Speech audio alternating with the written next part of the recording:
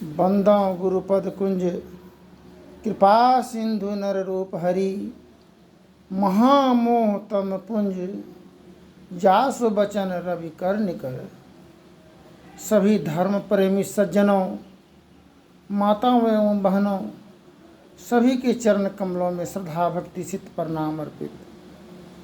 मेरा मुझ में कुछ नहीं, जो कुछ है सब तोर, तेरा तुझको सोपत क्या लागत है मोर। आज का प्रसंग है अंधा तीन प्रकार का होता है।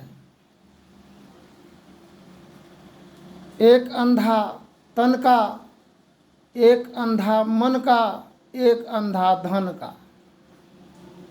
शास्त्र वेद प्रमाणित किया है, किंतु इसको हम प्रमाणित कर रहे हैं कि जो जैसा भूमि पर बसर गुजर करता है, वहाँ भी उनका मन का मलिन का अंधा हो जाता है विचारधारा। एक तो वास्तविक अंधा है, एक धन प्राप्त हुआ, अहंकार घमंड में अपना पराया का भी पहचान उतर जाता है। किंतु जो इंसान एक किसी भूमि पर बसर गुजर कर रहा है, किस आधार से किस स्थिति का भूमि है, वैसा भी असर बाल बच्चों में होता है। एक बार जो इच्छा राखूं मन माही, रामायण में लिखा हुआ है, हरि कृपा कुछ दुर्लभ नाही। ऐसे स्थान का चयन हुआ मेरे जीवन में। बचपन से ही चालाक और बुद्धिमान और ईश्वर भक्ति में सराबोर जीवन मेरा रहा। ईश्वर की छूने तक, ईश्वर के समीप तक पहुंचने का पावर मेरे जीवन में था।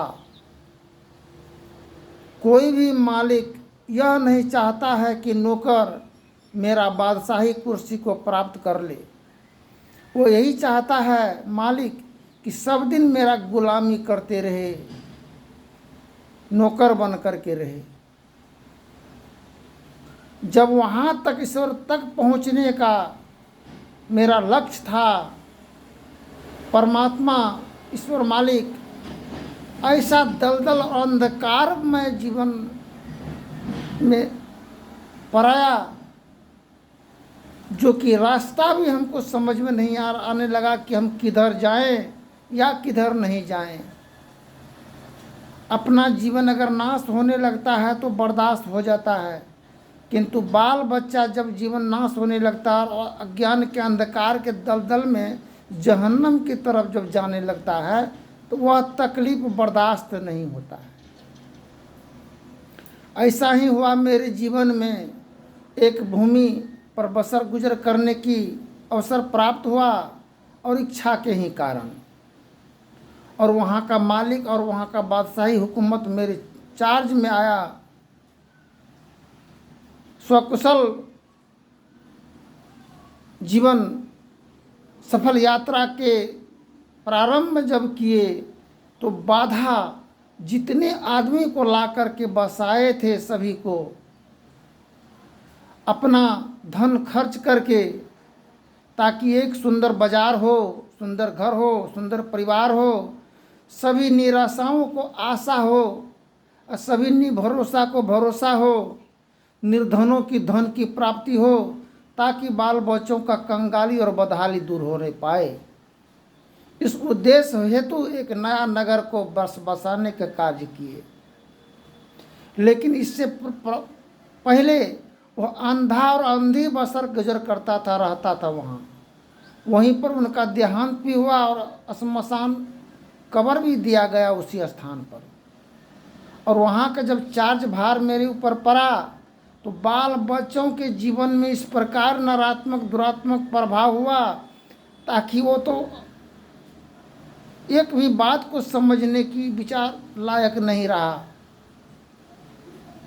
अज्ञान के अंधकार में अपना पराया का भी पहचान खो बैठा।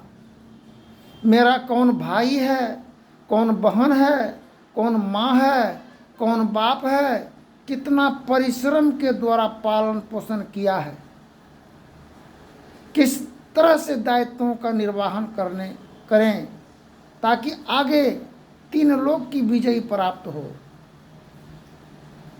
देहिक, देविक, भौतिक। जब इंसान कुमार्ग राह पर चलने लगता है, अनैतिक मार्ग पर, उसको दैहिक दुख होता है। जब देवी देवता, बड़े बुजुर्ग देवी देवता के तुल्य होता है, जब उनका अनादर होने लगता है, वह दैविक दुख उनके द्वारा श्राप बद्दुआ का बौछार पड़ने के कारण जीवन तहस नहस हो जाता है, परेशानी के कगार में पड़ जाते हैं। भौतिक दुख, जब हम किसी को तकलीफ देते हैं, जान बूझ नर करहि डिठाई, ताको नरकबास लिखा है भाई। बड़ों का सम्मान न करने पाए, अनादर किए, छोटों को शुभ विचार आशीर्वाद नहीं देने पाए, छोटों को कदर नहीं करने पाए, तो वह भौतिक दुख होता है। अच्छा कर्म करने के लिए जीवन मिला, किंतु कर्म सब ठो बुरा किए। आज हम लोग किसी का माँ बाप बेटी का शादी विवाह कराया, दामाद निकल गया शराबी, इतना न बेटी को तकलीफ देता था, बेटी आकर के मैके आ जाती थी, मैके। अब भाई भौजाई को बहुत तकलीफ होता था कि आखिर ये क्यों आकर के यहाँ रहेगा। बचपन से इसी आंगन घर परिवार में खेली कूदी जन्म हुआ, आज हम विवाह शादी करा दिए। ऐसा समय आया दुर्भाग्य का, अगर भाई या माँ बाप के नज़दीक जब बेटी आ जाती है तो उस पर ऐसा जुल्म होता है। अब बेटा पुतहू को कहने पर बेटा भी, माँ को प्रताड़ना देना, बाप को प्रताड़ना देना, ये जुल्म। बेटा कहता है माँ को कि तू जब मरी जब है ना, तो हम मछली भात खेबै। सोचने की बात है, आज वो मांसाहारी है, मांस मछली खाने वाला है, तो वो कह रहा है माँ को हम मछली भात खाएंगे जब तुम मरोगी। जो वैष्णव है उसके भी माँ का और बहन का, भाई के साथ ऐसा ही विचार वार्तालाप अगर हो तो माँ वैष्णव आदमी क्या कहेगा? वो कहेगा कि हम दूध भात खेबै, खीर पूरी खेबै जब तू मर रहे। तो मांसाहारी और शाकाहारी में यही अंतर है। विविधि भांति के महर्षि में ही परमहंस जी महाराज की वाणी है, विविधि भांति के कर्म जगत में जीवन घेरी फंसाता है। बाबा देवी कहे कह में ही से सतगुरु गुरु ही बचाता है। अनैतिक मार्ग राह चलने पर बाप का आंख से सूझ नहीं रहा था, आंख से हर प्रकार के रोग से ग्रसित हुआ। अब बेटा अपना बेटी का बर्थडे जन्म उपलक्ष्य के उपरांत बहुत ऐसे खर्च किया, बहुत आदमी को भोजन कराया। कीड़े हो तो बच्चा के जन्मदिन रहे, तो बच्चा का जन्मदिन पर बेटा इतना उत्साह और पुतहू इतना उत्साहित होकर के इतना धन सामग्री खर्च कर रहा है। अब बाप उसका बीमार आँख के रोग से ग्रसित है, अगर वही पैसा अगर बाप के आँख में अगर लगा दिया जाता और इलाज करा दिया जाता तो दरवाजा का जोगने का एक पहरादार भी तो होता, बाल बच्चों को गोदी कांख भी लेकर के घर का तो रक्षक बनता। आज वो रक्षक को भक्षक का व्यवहार और विचार हो रहा है। तो क्या हम लोग पूजा कर रहे हैं और व्रत कर रहे हैं, त्योहार उपवास फलाहार करने से आखिर क्या लाभ मिला जीवन में? अगर एक अगरबत्ती खरीद करके लाते हैं, जब खुशबू नहीं होता उसमें, कहते नहीं नहीं अच्छा वाला अगरबत्ती लाओ, इसमें खुशबू नहीं था।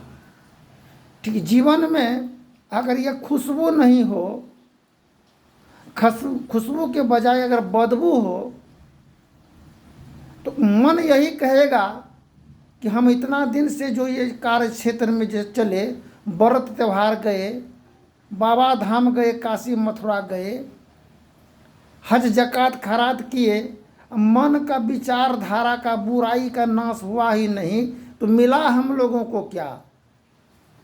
कुछ नहीं मिला। मिलेगा कैसे?